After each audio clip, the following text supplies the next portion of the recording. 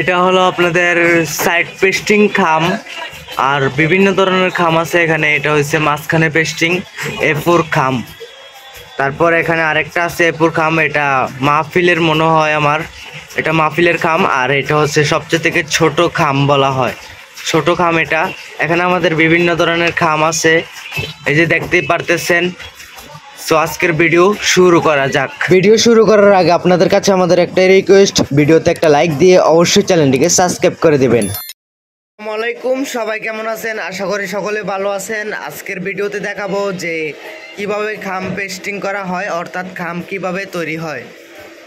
আপনারা যে দেখতে পারছেন এই কিরিচগুলা, এই যে কিরিচগুলা প্রথম এইভাবে ভাঙ্গা হয় পাথর দিয়ে, তারপর এই পেন্ডি দেখতেছেন খামের পেন্ডি, এগুলো এইভাবে লাগানো হয়।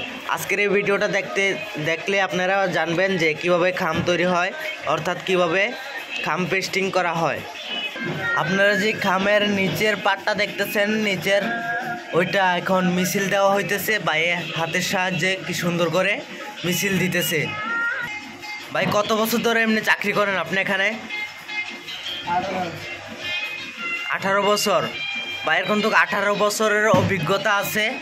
আপনারা দেখতে পারতেছেন কি সুন্দর করে এই যে এখানে লাসা আছে, এই লাসাগুলা দিয়ে এই খামগুলা বানানো হয়। এতগুলা খাম কিভাবে দেখুন মিছিল দিতেছে একসাথে। এখানে লেই আঠা দেওয়া হইতেছে, আঠা দেওয়ার পরে এগুলা বানানো হবে। এখানে আপনারা দেখতে পারতেছেন খাম বানানোর কাজ চলতেছে, মাঝখানের পেস্টিংটা এখানে হইতেছে। এই যে দেখুন ভাইয়ে হাতের সাহায্যে কি স্পিডে করতেছে।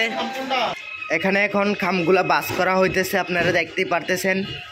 যে দেখুন ভাইয়ে হাতের সাহায্যে কি স্পিডে করতেছে, খামগুলা লাগানো হইতেছে হাতের সাহায্যে কি স্পিডে করতেছে। আপনারা দেখতে থাকুন ভিডিওটা। আপনারা দেখতেছেন TNDYT। যদি আমাদের চ্যানেলে নতুন হয়ে থাকেন অবশ্যই চ্যানেলটিকে সাবস্ক্রাইব করার রিকোয়েস্ট থাকবে। অবশ্যই চ্যানেলটিকে সাবস্ক্রাইব করে দেবেন আপনারা। এখানে খাম বানানোর কাজ চলতেছে, আপনারা দেখতে পারতেছেন। এখানে ছোট বড় সব ধরনের খাম পাওয়া যায়।